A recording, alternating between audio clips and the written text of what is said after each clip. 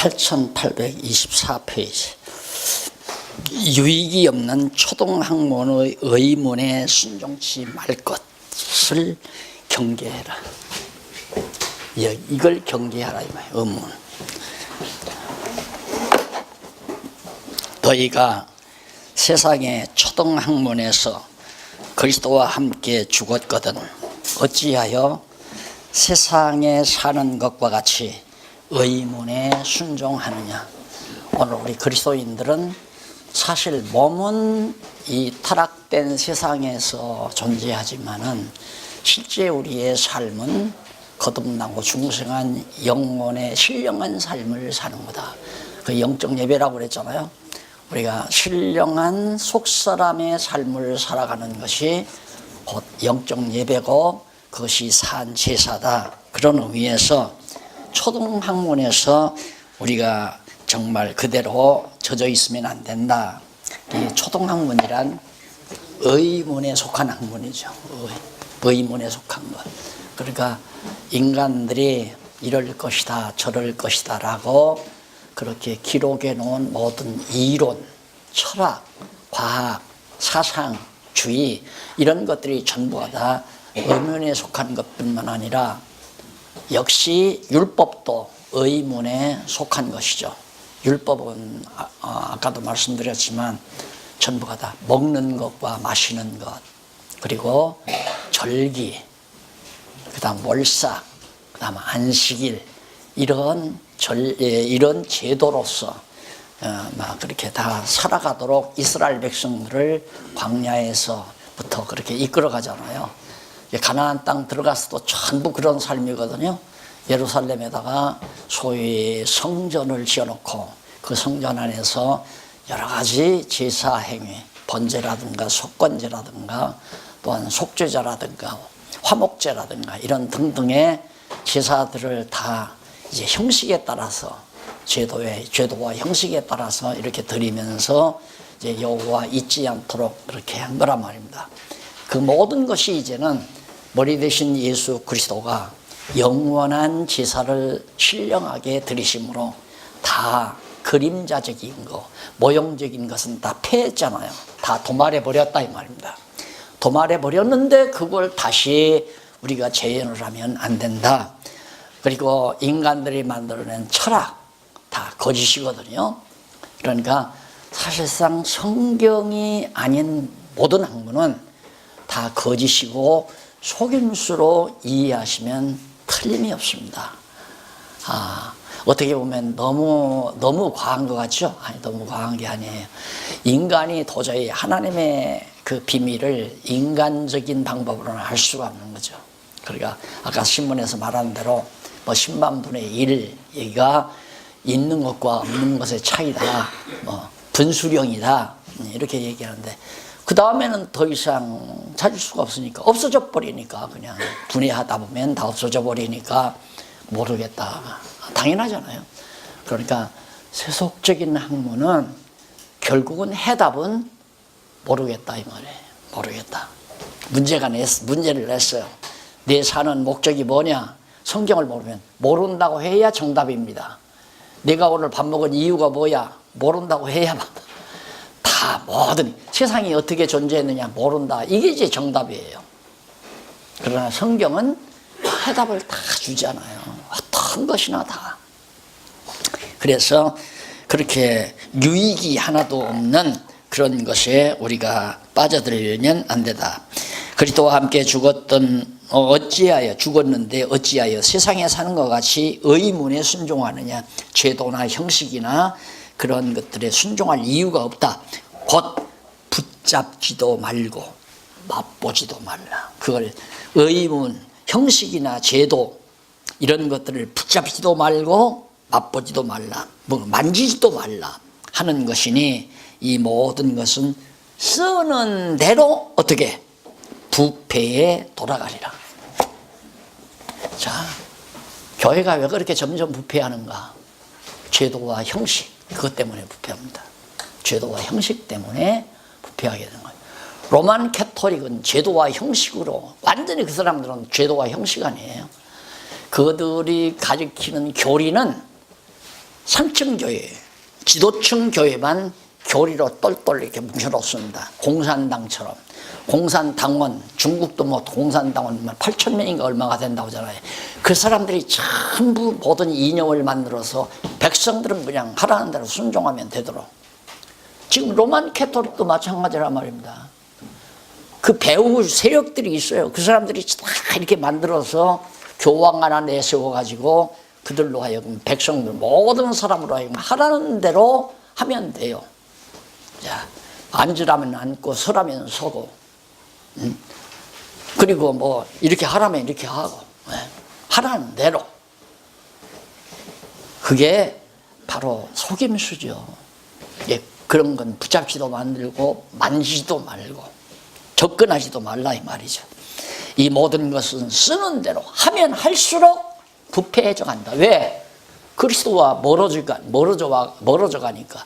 그리스도에게 접근을 시켜야 하는데 가기 전에 뭐 자꾸만 차단을 해요. 그리스도에 접근하지 못하도록. 자기들이 하라는 대로 하도록. 그러니까 가면 갈수록 부패한다 이 말입니다. 옛날이 아니라 나 어렸을 때는요, 가장 중요한 것이 공과학 공부였어요. 공과학 공부. 교회에서 일단 제가 말하는 경건에는 공과학 공부 다음에 하죠. 공과학 공부 먼저 딱 하고 그 다음에 이제 경건회를 하고, 뭐 그걸 자꾸 예배라고 하지만 예배는 제사 개념이니까 예배라는 말을 안 쓰는 게 좋죠. 경건회, 경건한 자들이 모여서 찬송하고 기도하고 잠깐 말씀 상고하고, 그 말씀은 하나님의 뜻을 깨닫는 방법이니까 하나님의 뜻을 바로 알아야 바르게 기도하고 하나님의 은혜를 알아야 찬송하니까 기도와 찬송을 하게 하기 위한 하나의 과정이 말씀을 잠깐 상고하는 거예요.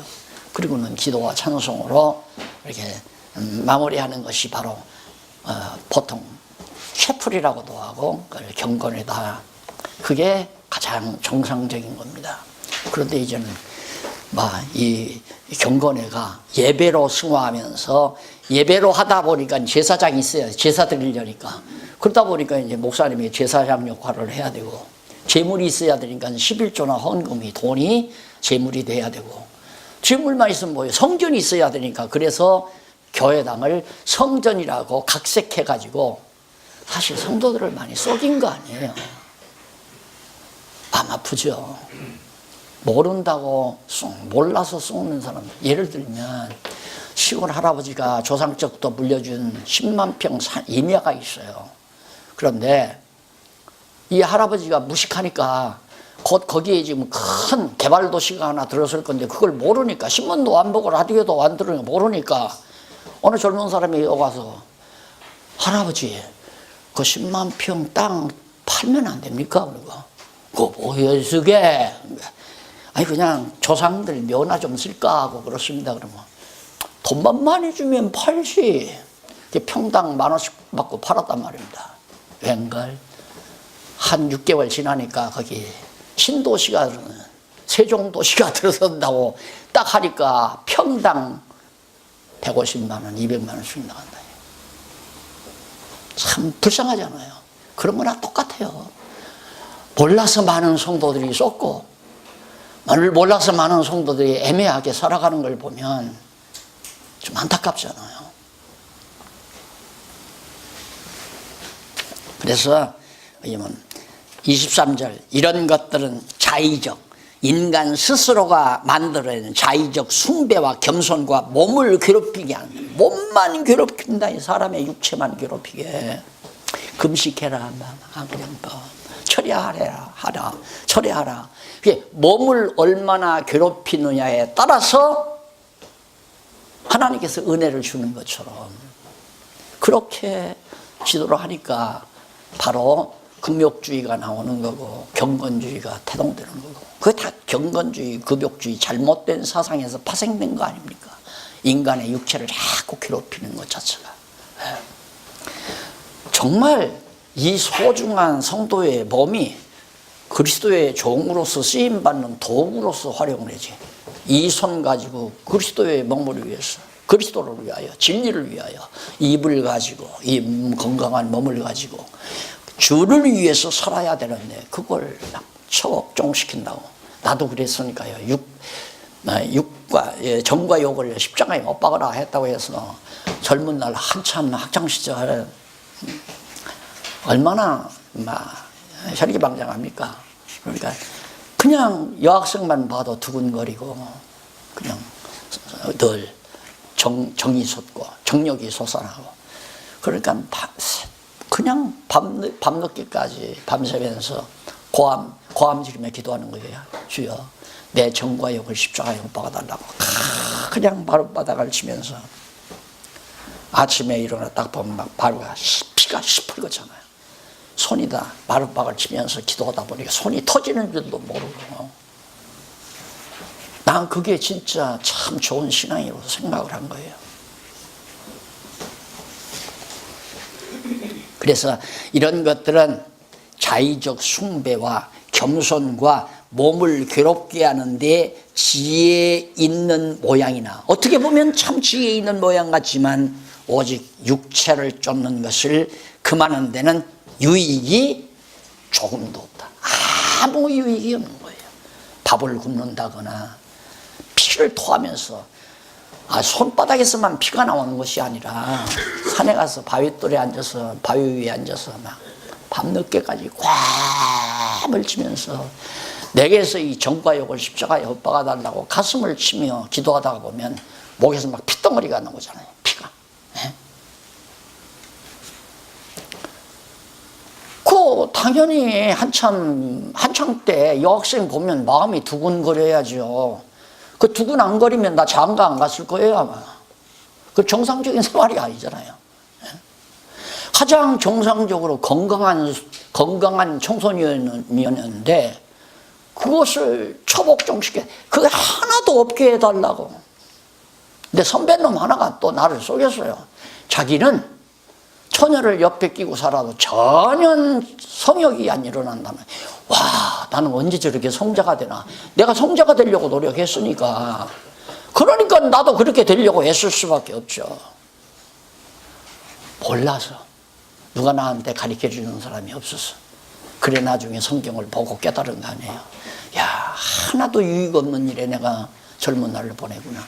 그래서 더 진하게 이 정말 복음의 진리가 진하게 내게도 다가온다는 사실을. 그래서 사실 그것도 다 좋았던 시절이에요. 따지고 하나님이 더 좋게 하려고.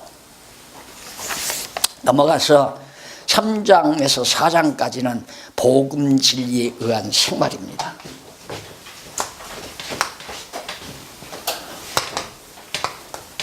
복음 진리에 의한 생활. 이게 3장과 4장이에요.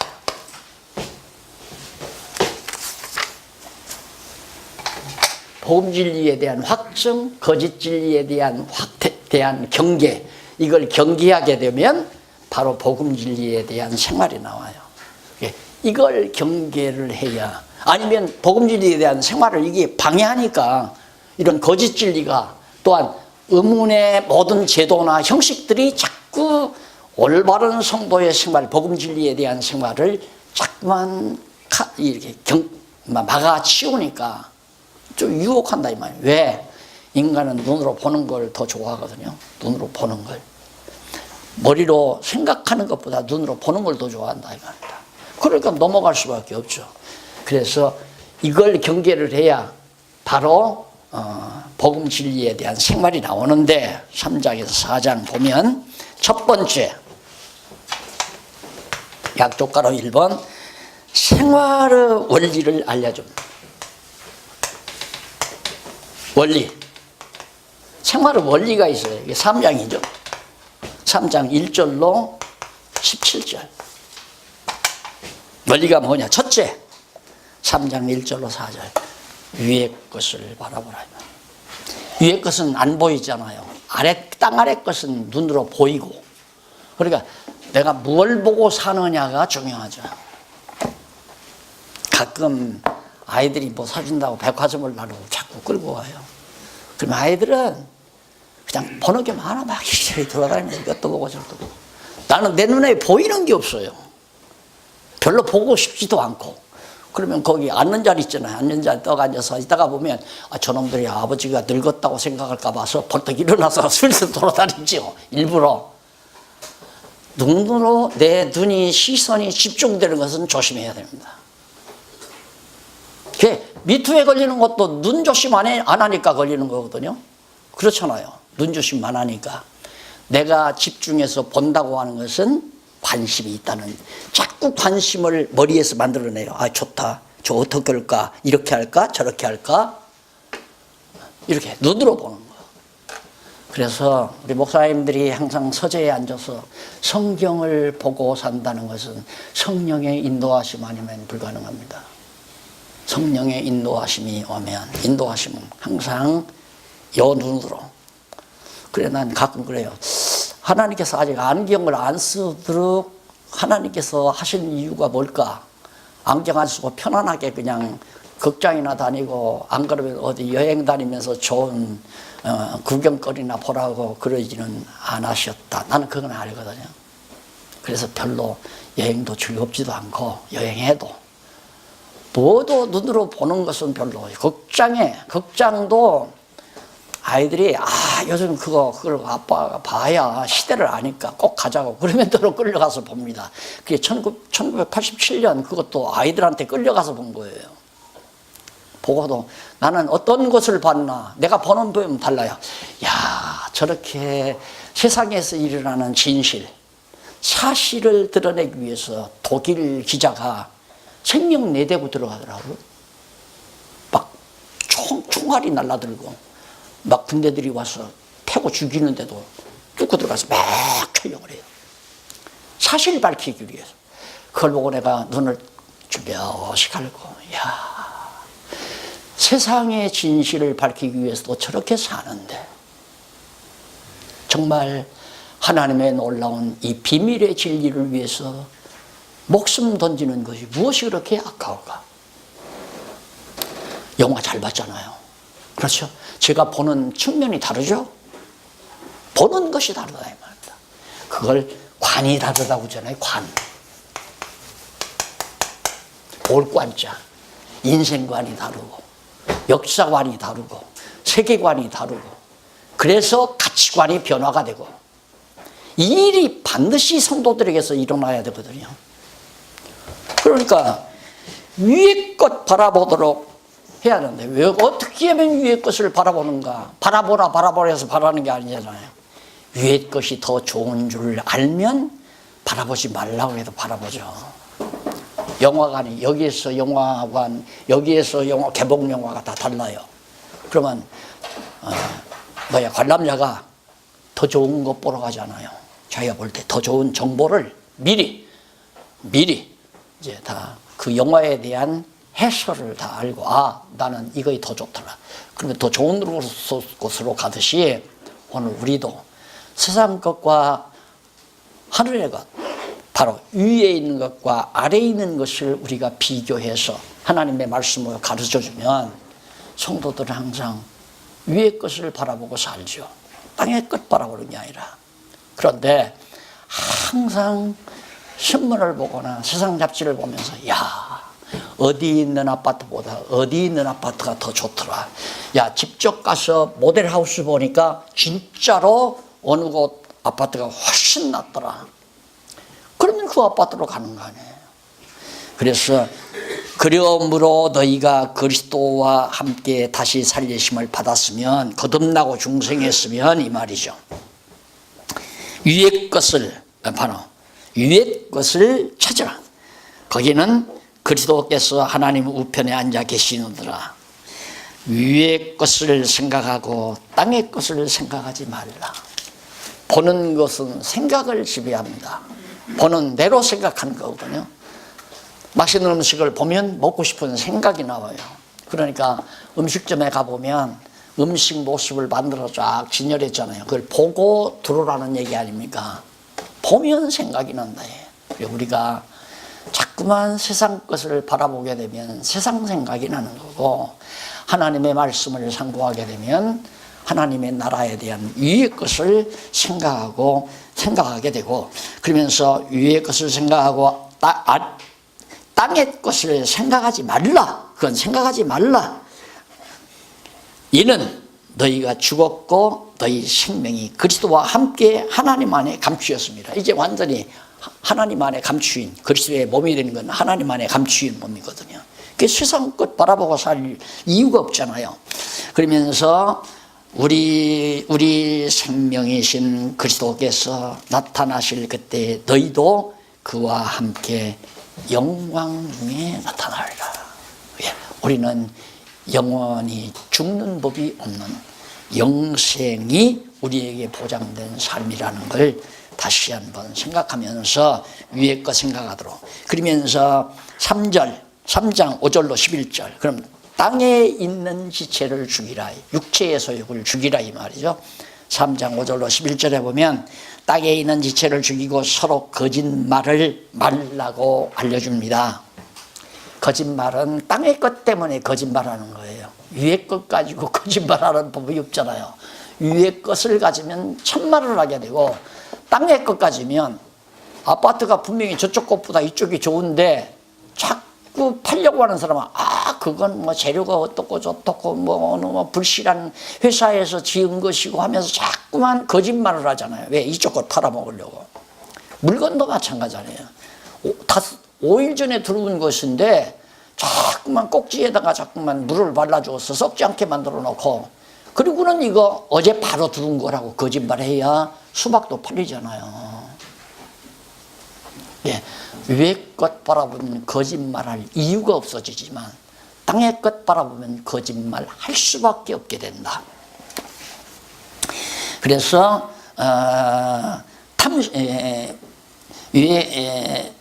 땅에 있는 지체를 죽이고, 곧 그게 뭐냐, 땅에 있는 지체, 땅에 있는 것이 뭐냐, 첫째가 음란과 그 다음 부정과, 뭐 요즘 막 부정들 고발하느냐고. 내가 볼 때는 다예요. 다 부정하고 산단 말입니다. 모두가 다 너나 할 것 없이 다 육체를 가지고는. 그러니 뭐 겨 묻은 개가 웅아 묻은 개가 겨 묻은 개 뭐 나무란다고 그런 얘기 있잖아요. 누가 누구를 지금 종교하고 누가 누구를 비판하고. 비판하는 사람들 보면 물끄러미 자기는 깨끗한가. 다 똑같은 거예요. 그러니 적폐청산이라는 것도 워낙 드러나게 하니까 백성들이 그냥 그러지만, 백성들 스스로는 사실 적폐를 청산한다는 것보다 내가 볼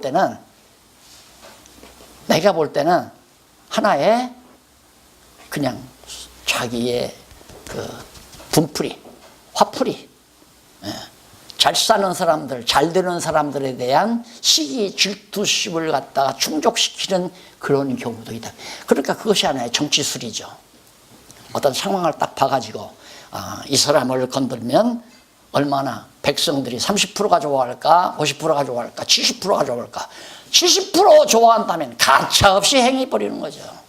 그래서 70%의 백성들의 속을, 가슴을 팍 틔워주는. 그래서 전두환 씨 백담사라고 왔을 때 다 막걸리 많이 팔렸잖아요. 소주도 많이 팔려고, 속이 풀려가지고. 그것도 다 어리석은, 다 거짓이 다 속이는 거고. 정치가 안 속이고 어떻게 정치를 해요? 그렇죠. 다 정치를 해야죠. 자, 건의가 들어와요. 뭐 어떻고 저떻고. 그걸 해결해야 된다. 해결되지 않을 망정 해결해야 된다고 주장을 해야 돼요. 왜? 그래야 그 사람들이 저 사람 좋다. 그래서 표가 나오잖아요. 그래서 나는 이 세상에, 물론 목사님들도 거짓말 많이 하지만 정치인들은 거짓말로 사는 사람들이다. 그래서 그런 말을 해요. 얼마나 누가 기술 좋게 백성들을 기분 좋게 속이느냐가 명정치가다. 제 정의가 잘못됐나요? 맞는 얘기입니다. 기분 좋게 속일 수 있는 사람이 명정치가예요. 목회도 마찬가지예요. 목회도 성도들의 기분에 맞춰서 잘 거짓말을 더러더러 썩어야 될 수도 있는 게 아닙니까? 이제 우리가 이 말씀을 보니까 너무 성도들이 많이 쏟고 있다는 거 우리가 알 수 있잖아요. 그래, 거짓말을 말라. 너희도 전에 그 가운데 살 때, 우리도 다 거듭나고 중생하게 되는 다 그 가운데 살았죠. 그 가운데서 행하였으나 이제는 너희가 이 모든 것을 벗어버리라. 이 육체의 소욕을 벗어버리라. 곧 분과 분. 이야, 이건 뭐 한몫 잡아버려 어떻게 권력 잡더니만 얼마나 화가 나요. 분나고 일할 마음 다 사라져버리고. 야, 그 아무개 이번에 국회의원 나가더니만 와, 진짜 100억이 들어왔대. 100억. 그러면 열불나서 회사 근무 잘 일 안 되잖아요. 아, 가서 소주나 한잔 하세요. 그래서 소주 잘 팔리잖아요. 응? 그래서 그런 분과 그다음 악의, 회방, 너희 입의 부끄러운 말, 너희가 서로 거짓말을 말라. 옛사람과 그 행위를 벗어버리고 새사람을 입었으니 이는 자기를 창조하신 자의 형상을 닮았다. 그러니까 형상이라는 말은 이 형태를 말하는 게 아니에요. 하나님께서 아담을 형상으로, 자기의 형상으로 지었다는 말은 이렇게 머리 있고 팔다리가 있는 하나님의 형상이 아니라 그 형태지요. 형상은 내면적, 거짓이 없고 진실하고 거룩하고, 이걸 형상이라고 말할 수 있어요. 아, 저놈이 꼭 아버지 형상을 닮았단 말이야. 그럼 아버지 형상 닮았단 말은 나처럼 키가 작고 눈이 똑같고 그 말이 아니죠. 저놈은 꼭 저 아버지 형태를 닮았어 해야 나처럼 키가 작고 눈이 좀 뭐 이렇게 되고 꼭 닮았다. 그럴 때 형태가 닮은 거고, 형상은 내 가치관, 내 성격, 내 취미, 이 내면을 닮았다고 할 때 형상이 닮았다고 줘요. 그러니까 바로 우리가 그리스도의 형상을 닮았다 이거예요. 분냄과 악의와 회방과 너희 앞에 부끄러운 말, 이거 다 없애버리라. 너희가 서로 거짓말 말라. 옛사람과 그 행위를 벗어버리고 새사람을 입었으니 이는 자기를 창조하신 자의 하나님의 형상을 쫓아 지식에까지, 여기 지식, 머릿속에 담겨져 있는 이 지식에까지 완전히 새로워졌다. 그 말은 관이 달라졌다. 관이 달라요. 새롭게 하심을 받아, 이것도 하나님께서 이 관을 달리하게, 지식을 새롭게 만들어 줘야죠. 우리 지금 현재 물론 많이 알고 계셨지만은 새로운 지식으로 자꾸 같이 우리가 마음을 소통하고 교제하며 지금 시간을 보내고 있잖아요.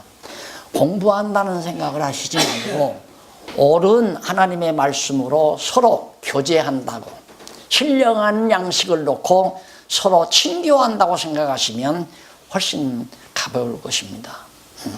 이런 새로운 지식까지 하나님께서 새롭게 해 주신다. 그러면서 거기는 헬라인이나 유대인이나 할례당이나 무할례당이나 아무 상관없어요. 야만인이나 구스디아인이나 종이나 자유자나 자유인이나 분별이 있을 수 없나니 오직 그리스도는 만유시요 만유 안에 계시니라. 온 만유를 전부 하나님께서, 그리스도가 통일해서 머리가 되셨기 때문에 아무런 차별이 없다. 그러니까 머리 되신 그리스도가 야만인에게도, 또한 지식인에게도, 유대인에게도, 할례인에게도, 무할례인에게도 전부 그리스도가 다 지배하며 다스리면서 복음에서 떠나서 멸망받게도 하시고 복음을 깨닫고 구원에 이르게도 하시고 거듭나고 중생에서 새로운 지식, 새로운 세계관, 새로운 인생관, 가치관을 가지고 살게도 하시고 듣지 못하게 하고 깨닫지 못하게 해서 옛사람 버릇대로 살게도 하시고, 그리스도가 다 완전히 다 주관하고 다스리셔서 3장 12절로 17절에 보면 택한 거룩하고 사랑받는 자다운, 그러니까 택함받은 거룩한 하나님의 택함받은 사랑하는 자녀다운 행위에 대해서 알려줍니다. 그러면 완전히 그리스도의 몸된 지체가 된 사람들은 어떤 행위를 가지고 살아가는가를 지금 바울이 알려줘요. 그러므로 너희는 하나님의 택하신 거룩하고 사랑하신 자처럼 긍휼과 자비와 겸손과 온유와 오래 참음을 옷 입고 누가 네게 혐의가 있거든 저로 용납하여, 혐의가 있어도 저를 서로 용납하여 피차 용서하되 주께서 너희를 용서하신 것과 같이 너희도 그리하고 이 모든 것 위에 사랑을 더하라. 이는 온전하게 배는 띠니라. 이게 이제 교회가 단합하는, 완전히 한 몸이 되는 비결입니다. 그러니까 앞에서 다 나오죠. 몇 가지 조건이 나오죠. 그 조건이 뭐냐면 앞에서 말한 긍휼과 자비, 겸손, 온유와 오래 참음. 그래가지고 네게 혐의가 있어도 서로 용납해서 용서하고 용서해주고 피차 용서하되 너희를 용서하신 그리스도처럼 우리들도 서로 용서하고 그리하고 이 모든 것 위에, 그 위에 가장 중요한 것이면 사랑의 띠예요. 사랑의 띠. 사랑을 더해서 이는 온전하게 매는 띠다. 절대로 떨어지지 않게 우리를 꼭 묶어주는 띠가 사랑의 띠다, 이 말이죠.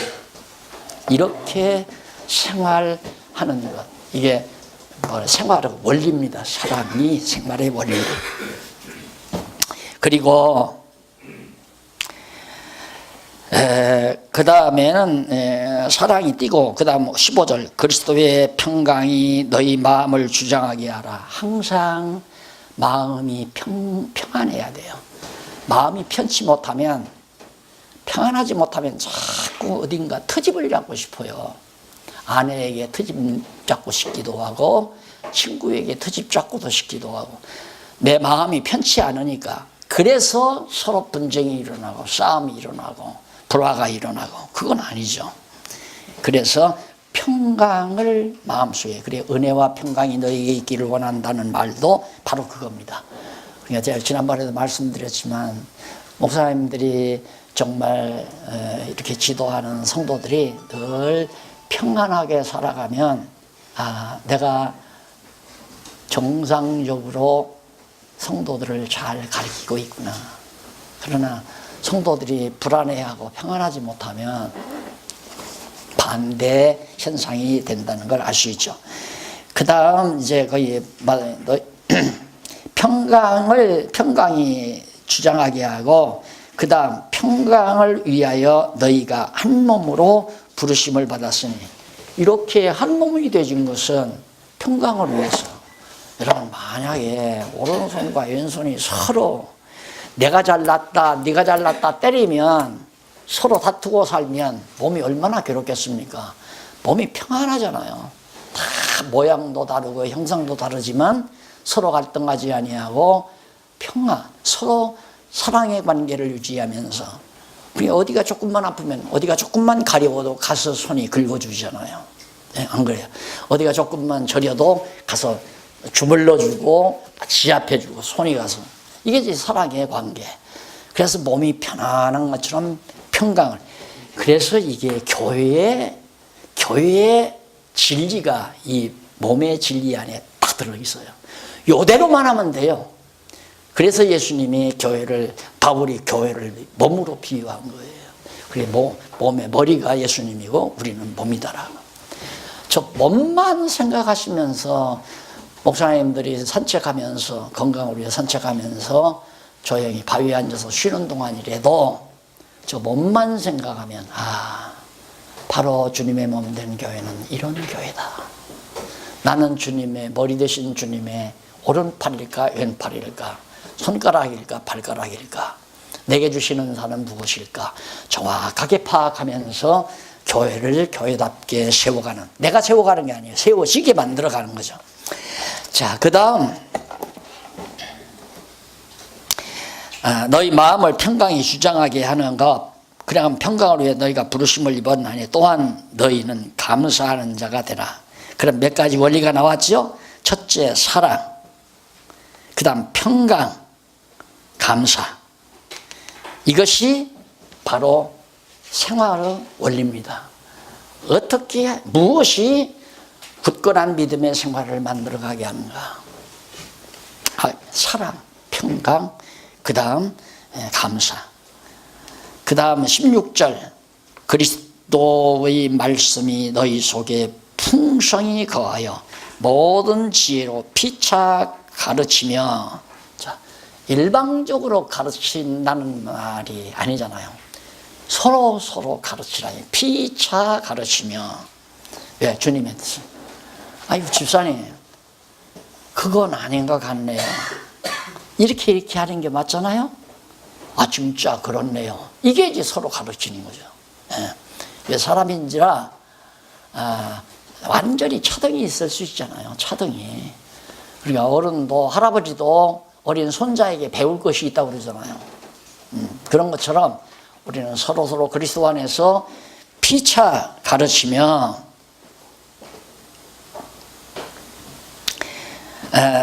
그것도 그냥이 아니라 하나님의 말씀이 우리 안에 이 머리 대신 그리스도로부터 하나님의 뜻이 풍성히 우리 각자 성도들 안에 있게 해서 그게 구체적인 원리에 대한 방법이에요. 그러니까 얼마나 우리 목사님들이 성도들에게 성경을 철저하게 자세하게 확실하게 가르쳐야 하는가를 짐작할 수 있죠.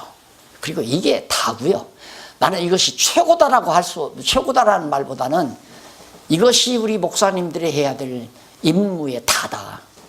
하나님의 귀한 말씀 성경을 잘 가르치는 일이.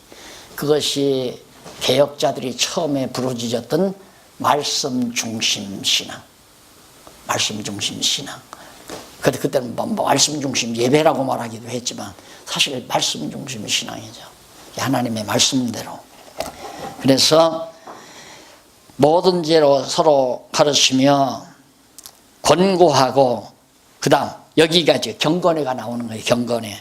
시와 찬미와 신령한 노래를 부르며 마음의 감사함으로 하나님을 찬양하고, 노래 부르고 찬양하고 다 같이 하나님을 노래하고 찬양하는 거죠. 또 무엇을 하든지 일에나 말에나 다 예수의 이름으로 하고 그를 힘입어 하나님 아버지께 감사하라. 찬양과 감사, 이것이 사실 우리들이 모여서 해야 하던, 우리가 모이면 뭐예요? 찬양하고 하나님을 찬양하고 그 다음 하나님께 감사하고. 이게 이제 우리 성도들이 모이는 주요한 임무죠. 마음과 뜻을 하나로 모아서. 자, 여기가 바로 이제 소위 경건회. 이것도 제도가 되면 안 돼요. 제도가 되면 되는 게 아니라 다만 정확하게 만나기 위해서 시간 정도, 장소 정도, 언제 어디서 만나자 하는 약속만 되면, 만나면 그냥 바로 서로 찬송하고 하나님의 영광을 찬송하고 그 다음 하나님의 은혜에 감사하며 시간을 함께 보내고 말씀을 서로 나누고, 이게 생활이에요. 그냥 생활. 이게 바로 복음에 합당한 생활, 믿음에 굳은 생활. 자, 그 다음에 이제 생활의 실제, 여기서 생활의 원리를 말했죠. 아까 사랑, 그 다음 감사, 그 다음 평강. 이게 이제 생활의 원리죠. 원리인데, 구체적인 그러면 생활의 실제 문제가 뭔가 3장 18절로부터 나와요. 거기 보면 18절로 21절에 보면 36페이지 성도의 가정생활입니다. 가정에서 어떻게 생활하는가, 구성원들의 행동에 대해서, 가정 구성원들, 아내들아, 먼저 아내들아. 왜? 머리가 주님이시니까 아내를 먼저, 몸을 먼저 얘기해요. 그러니까 이걸 남녀 차별이라고 자꾸만 생각을 하는 거예요. 그래서 이 성경을 왜곡하는 사람들은 성경에는 남녀 차별 사상이 짙게 깔려 있다. 이래가지고 여자는 목사가 못되게 하고 장로도 안 시키고, 이게 이제 그 전통적인 교회가 해왔던 거 아니에요. 남자나 여자나 할 것 없이 다 주님의 머리 되신 신랑 되신 그리스도의 신부임에는 틀림이 없죠. 육신적으로는 남자 여자가 따로 있죠. 구성도 다르고 모양도 다르고 성격도 다르잖아요. 여자의 성격과 남자의 성격이. 차별은 아니지만 구별은 된다 이 말입니다. 구별하게 다 만들어 놨는데 그것은 바로 그림자예요. 주님의 몸 된 그림자를 통해서 이 세상의 육신으로 가정을 이루게 만든 거죠. 예, 에덴 동산에서 아담과 하와를 한 쌍을 주어 가지고 에덴 동산에 거하게 한 것은 최초의 교회 모습입니다. 그게 진정한 그리스도의 몸 된 교회 모습. 그래서 남편인 아담이 하와를 안고 너는 내 뼈 중에 뼈요 살 중에서 내 몸이다 이거예요. 너는 내 몸이다. 머리 대신 그리스도가 우리를 몸으로 당신의 신부로 삼듯이 아담의 신부가 하와 아니었어요. 한 몸이 되게 했다고요. 한 몸이. 그래서 그 한 몸 되었을 때가 인간에게 느껴지는 가장 즐겁고 편안한 시대 아닙니까? 한 몸이 되졌을 때가. 남녀가 떨어져 버리면, 한 몸이 안 되져 버리면 남편도 아내가 마땅치 않은 때가 있고, 또 그리고 남편이 아내의 친정을 갖다가 헐뜯을 때도 있고, 또 아내도 남편의 집안을 헐뜯을 때도 있고, 떨어지면 서로 각각 생각을 달리해요. 그런데 한 몸이 돼버리면 그런 거 다 없어져 버리잖아요. 다 없어져 버리고 한 마음 한 뜻 되는 가장 최초의 천국의 하나님 나라의 한 모형이죠. 그것이 부부가 한 몸을 이룰 때가, 에덴 동산에서는 완전히 그렇게 정말 하나님 나라의 형상으로 하나님께서 에덴 동산을 지어놨는데 그게 다 무너져 버린 거 아니에요. 그래서 나중에는 서로 떨어져서 아내는 남편을 사모해야 되고, 그 다음 남편은 아내를 지배해야 되고, 그래 이게 타락한 존재란 말입니다. 그러니까 믿지 아니하는 사람들은 남편이 아내를 지배하고 산다 할지라도 우리 신앙 안에서는 지배가 없어요. 서로 살아가는 관계밖에 없죠. 서로 한 몸이 되셨으니까. 이게 이제 바로 오늘 기독교가 가지는 여성학이고, 그것이 바로 가정학이고, 여기서 바로 그걸 얘기하는 겁니다. 아내들아 남편에게 복종하라. 왜? 이는 주 안에서 마땅하니라. 남편에게 복종하는 것이. 남편들아, 그러면 아내들은 복종하고 남편들은 뭐냐? 아내를 사랑하며 괴롭히지 말라. 아내 사랑해서 괴롭히지 말라. 사실은 이게 서로 조화를 이루는 거예요. 남편이 아내를 괴롭히지 않고 사랑하면 복종이 나오는 거죠. 그렇잖아요. 사랑의 힘만큼 강한 힘은 없습니다. 핵무기보다도 더 강한 것이. 그러니까 핵무기는 육체를 제압하지만은 진정한 사랑은 인간 내면을 지배합니다. 완전히 사로잡히지 않아요, 사랑에. 그래서 사랑의 포로가 될 때만큼 아내들이 행복한 때가 없잖아요. 아내의 행복은 남편의 사랑의 포로가 돼야 진짜 행복을 합니다. 근데 그렇게 살아라는 것이 바로 성경의 가르침이에요. 그러니까 그 말은 예수님이 자기 몸처럼 우리를 사랑한다는 진리를 말하기 위해서 지금 하는 거예요. 그러면서 자녀들아 모든 일에 부모에게 순종하라. 이는 주 안에서 기쁘게 하는 것이니라. 아비들아 너희 자녀를 경록해 하지 말라. 아들들, 자녀들을 노엽게 만들면 부모 자격이 없잖아요.